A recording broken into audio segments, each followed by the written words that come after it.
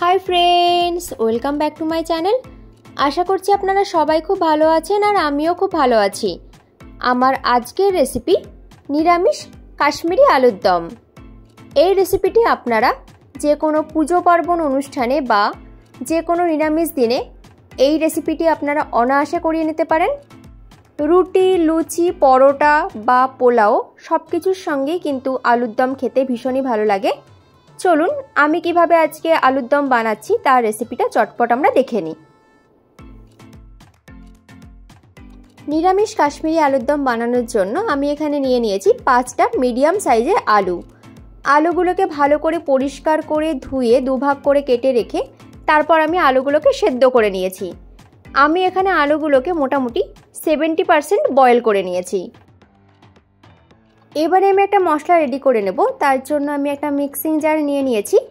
এবারে আমি এর মধ্যে সবার প্রথমেই দিয়ে দিচ্ছি একটা মিডিয়াম সাইজের টুকরো করে কেটে নেওয়া টমেটো, দিচ্ছি 1.5 ইঞ্চি পরিমাণে আদার টুকরো, দিচ্ছি হাফ টিস্পুন পরিমাণে গোটা জিরে, হাফ টিস্পুন পরিমাণে গোটা ধনে, দিলাম 1 টেবিল স্পুন পরিমাণে পোস্ত, আর দিচ্ছি 10-12টা কাজু আমি দুভাগ করে নিয়েছি, সেই কাজুটাও আমি এর মধ্যে দিয়ে দিলাম। ঝালের জন্য আমি দিয়ে দিচ্ছি 4টে কাঁচা লঙ্কা, আর সামান্য একটু জল দিয়ে এটার একটা স্মুথ পেস্ট আমি তৈরি করে নেব। এই দেখুন, একদম স্মুথ পেস্ট আমি তৈরি করে নিয়েছি। এবারে আমি আলুগুলোকে ভেজে নেব। তার জন্য সবার প্রথমেই কড়াইতে দিয়ে দিচ্ছি 3 টেবিল স্পুন পরিমাণে সর্ষের তেল। তারপরে আলুগুলোকে আমি দিয়ে দেব। আমি কিন্তু এখানে যে আলুগুলো সেদ্ধ করে রেখেছিলাম সেই সেদ্ধ করা আলুগুলোই আমি দিয়ে দিলাম। তারপর গ্যাসের ফ্লেমটাকে মিডিয়ামে রেখে মিনিট 4-5 সময় ধরে আলুগুলোকে হালকা লালচে করে একটু ভেজে নেব। এই দেখুন, আলুগুলোকে আমার হালকা লালচে করে ভেজে নেওয়া হয়ে গেছে। এর থেকে বেশি ভাজবার দরকার নেই, যেহেতু আলুগুলো আমার অলরেডি সেদ্ধ ছিল, তাই আমি হালকা করে ভেজে নিয়েছি। এবারে আমি আলুগুলোকে তুলে রেখে দিলাম। ওই আলু ভাজা তেলেই আমি ফোড়নের জন্য দিয়ে দেব 4টে এলাচ, 5-6টা লবঙ্গ আর 3-4টে ছোট দারচিনি, আর দিচ্ছি 3টে তেজপাতা। তারপর গ্যাসের ফ্লেমটাকে মিডিয়ামে রেখে ফোড়নটাকে 30 থেকে 40 সেকেন্ড সময় ধরে একটু ভেজে নেব। ফোড়নের থেকে সুন্দর গন্ধ বেরোতে শুরু করে দিলেই এর মধ্যে আমি দিয়ে দিচ্ছি পেস্ট করে রাখা মশলা। সম্পূর্ণ মশলাটা দিয়ে গ্যাসের ফ্লেমটাকে মিডিয়ামে করে দিয়ে আমি মশলাটাকে খুব ভালো করে কষাতে থাকবো। মশলাটা কষানোর সময় এখন আমি এর মধ্যে দিয়ে দিচ্ছি সামান্য পরিমাণে একটু মশলার বাটি ধোয়া জল।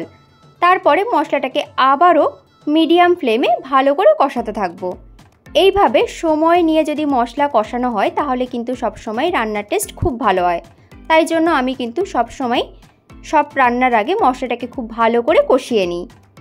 এখন আমি এর মধ্যে দিয়ে দিচ্ছি পরিমাণ মতন লবণ, দিচ্ছি 1 টিস্পুন পরিমাণে চিনি। চিনিটা অপশনাল, আপনারা চাইলে নাও দিতে পারেন, তবে যদি চিনি একটু দেওয়া হয় তাহলে কিন্তু স্বাদটা বেশ ব্যালেন্স হয়। দিচ্ছি সামান্য পরিমাণে হলুদ গুঁড়ো আর 1 টিস্পুন পরিমাণে কাশ্মীরি রেড চিলি পাউডার। এতে কিন্তু ঝাল খুব একটা বেশি হয় না, রঙটা খুব সুন্দর হয়। তারপর সব কিছুকে দিয়ে মশলাটাকে আবারও মিডিয়াম ফ্লেমে বেশ কিছু সময় ধরে কষাতে থাকবো। সব কিছুকে ভালো করে মিশিয়ে নেওয়া হয়ে গেলে দিয়ে দিচ্ছি সামান্য পরিমাণে একটু জল। তারপরে ভালো করে মিশিয়ে নিয়ে গ্যাসের ফ্লেমটাকে লোতে করে দিয়ে ঢাকা চাপা দিয়ে মশলাটাকে আবারও কিছু সময় রান্না হতে দেব। 2 মিনিট পর আমি ঢাকনাটাকে খুলে নিচ্ছি। তারপর মশলাটাকে আবারও একটুখানি মিশিয়ে নিয়ে দিয়ে দেব 2 টেবিল স্পুন পরিমাণে টক দই। টক দইটাকে আমি ভালো করে দেওয়ার আগে ফেটিয়ে নিয়েছি। তারপরে টক দইটা দিয়েও ভালো করে মশলার সঙ্গে মিশিয়ে নিতে হবে। এখন দিয়ে দিচ্ছি সামান্য পরিমাণে আবারও একটু উষ্ণ গরম জল। তারপরে মশলার সঙ্গে ভালো করে মিশিয়ে নিয়ে আবারও গ্যাসের ফ্লেমটাকে লোতে করে দিয়ে ঢাকা চাপা দিয়ে 2 মিনিট আমি মশলাটাকে ভালো করে কষিয়ে নেব। 2 মিনিট পর আমি ঢাকনাটাকে খুলে নিচ্ছি। আমাদের মশলাটা কিন্তু প্রায় কষিয়ে নেওয়া হয়ে গেছে। আবারও একটুখানি খুন্তি দিয়ে নাড়িয়ে নিলাম। দেখুন, মশলাটার থেকে কিন্তু তেলও ছেড়ে দিয়েছে। এবারে আমি এর মধ্যে দিয়ে দেব আগে থেকে ভেজে রাখা আলুগুলো। তারপর আলু দিয়ে মশলার সঙ্গে ভালো করে মিশিয়ে নেব।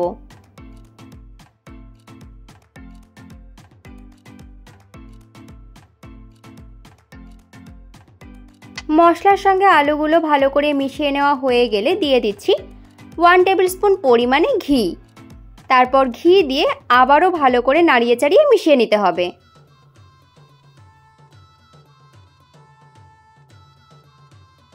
আলুর সঙ্গে মশলাটা ভালো করে কষিয়ে নেওয়া হয়ে গেছে। এখন আমি এর মধ্যে দিয়ে দিচ্ছি পরিমাণ মতন উষ্ণ গরম জল। তারপরে ঝোলের সঙ্গে আলুগুলোকে ভালো করে ফুটিয়ে নিতে হবে। এখন আর কিন্তু আমার বেশি সময় লাগবে না, যেহেতু আমার আলুগুলো সেদ্ধ করা ছিল, তাই খুব অল্প সময়ের মধ্যেই কিন্তু এখন আলুর দমটা হয়ে যাবে। ঝোলটা আমার ফুটে উঠেছে দেখুন। এখন আমি এর মধ্যে দিয়ে দিচ্ছি 1 টিস্পুন পরিমাণে গরম মশলা বাটা। তারপর ঝোলের সঙ্গে ভালো করে নাড়িয়ে চাড়িয়ে মিশিয়ে নেব। ঝোলের সঙ্গে আলুগুলোকে ভালো করে মিশিয়ে নেওয়া হয়ে গেছে। এখন আমি গ্যাসের ফ্লেমটাকে লোতে করে দিলাম। তারপর ঢাকা দিয়ে ঝোলের সঙ্গে আলুগুলোকে ভালো করে একটুখানি ফুটিয়ে নেব। 5 মিনিট পর আমি ঢাকনাটাকে খুলে নিচ্ছি। দেখুন আমাদের নিরামিষ কাশ্মীরি আলুর দম একদম তৈরি হয়ে গেছে। এবারে আমি গ্যাসের ফ্লেমটাকে বন্ধ করে দিয়ে একটুখানি স্ট্যান্ডিং টাইমে রাখবো। 2 মিনিট পর আমি আলুর দমটাকে একটা বাটিতে পরিবেশন করে নিচ্ছি।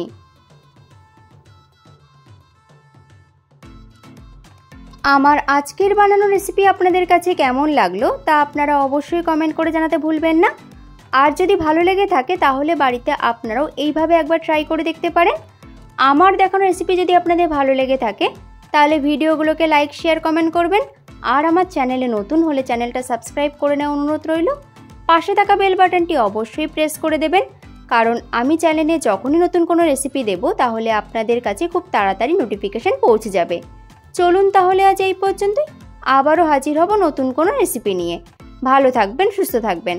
ধন্যবাদ।